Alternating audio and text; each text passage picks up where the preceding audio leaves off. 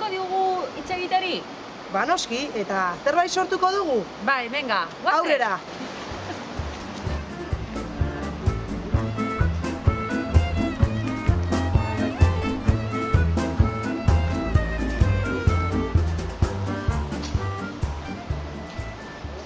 Ataunen, aisialdian garatzen diren egitasmo hezitzaileak osatzeko asmoa du. Ikusten den hutsune eta behar bati erantzuteko sortzen da.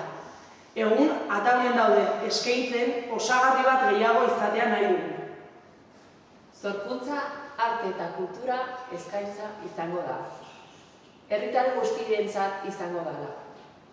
Herritar talde baten ilusio eta motivazioz sortua da. Eta hasiera bat bada ere, ibilbide luze bat egiteko hautua eman diogu egitasmoari. Hasiera honetan, 3 txilipurditan herriko eragile bat gehiago izango da.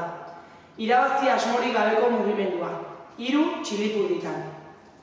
Eta Sandra, zergatik 3 txilipurditan? Ba, 3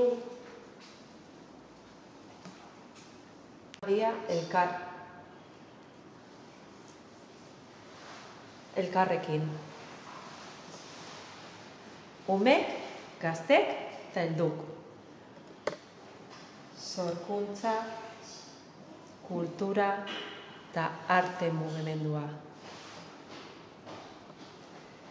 3 auzoa, Ataun.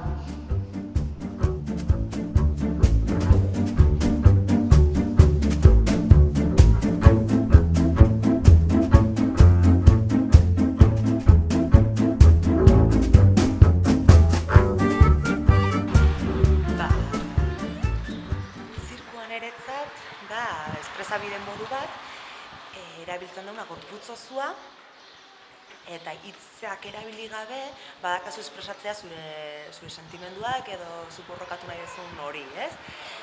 Gorputzek lanketa handia berduna, hor dago teknika alde hori elementu bakoitza ezagutzeko, jakiteko nola erabili, eta bestalde erabili behar dugu antzerkitik eta dantzatik etortzen dian teknikak edo jokuak eta hola, zirkoan sartu ahal izateko, ez? Teknika hori hobeto lantzeko eta nahi den guzti hori publikora iritsi ahal izateko. Bueno, el circo para mí es un medio expresivo. Es una rama artística que está muy ligada al teatro, a la danza, que comprende desde acrobacias de suelo hasta acrobacias en el aire, pero fundamentalmente es que en esas acrobacias pues, uno pueda expresar y pueda comunicarse mediante lo que está haciendo.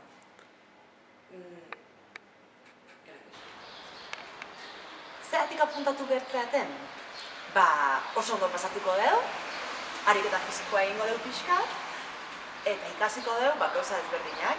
Malabarrak egiten, akrobazia lurrean, akrobazia airian, eta oso ondo pasatuko dugu.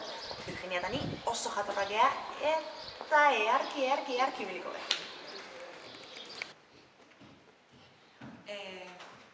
Para mí es una actividad interesante para hacer, tanto para niños como para adolescentes como para adultos, porque es una manera divertida de trabajar con el cuerpo, de poder comunicarnos y expresarnos con otro lenguaje,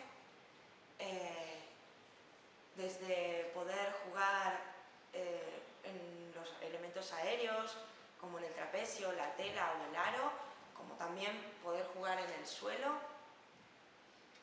Y bueno, que sobre todo es un sitio donde de una manera divertida se hace una actividad física y también artística. Entonces, bueno, los invito a participar. Sin más. Qué tremendo.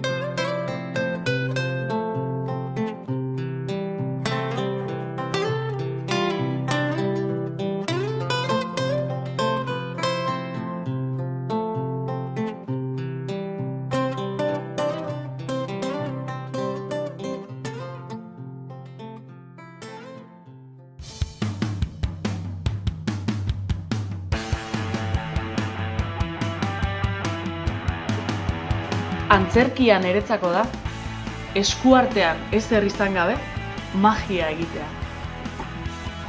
Antzerkia jolasa da. Eta antzerkia bizitza da.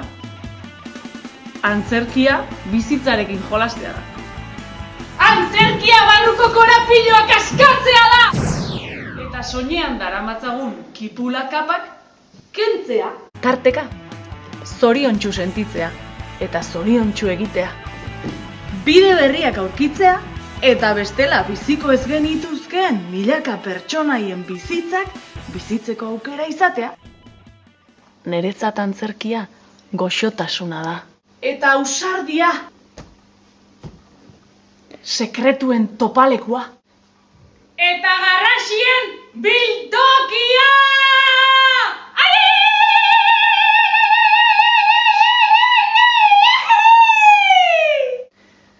Ezer gutxirekin, ia dena ematen didana da antzerkia. Eta antzerkiarekin zer eskainiko dugun? Momentu zoragarriak bizitzeko aukera. Antzerkiarekin pertsonen arteko berdintasunean gozatzeko aukera. Norberak bere gustoko lekua aurkitzeko aukera.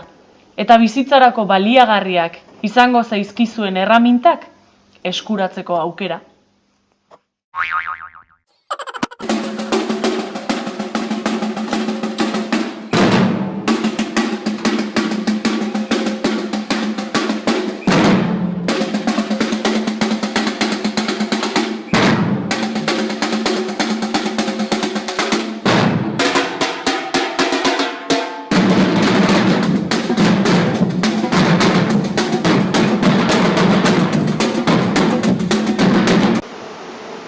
Nola ulertzen dugu eskaintza?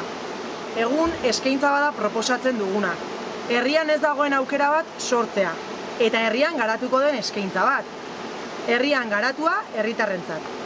Eskaintza honen gidari, espezialidadean adituak diren irakasleak izango dira. Mugimendu honek beraz berezko izaera hau da.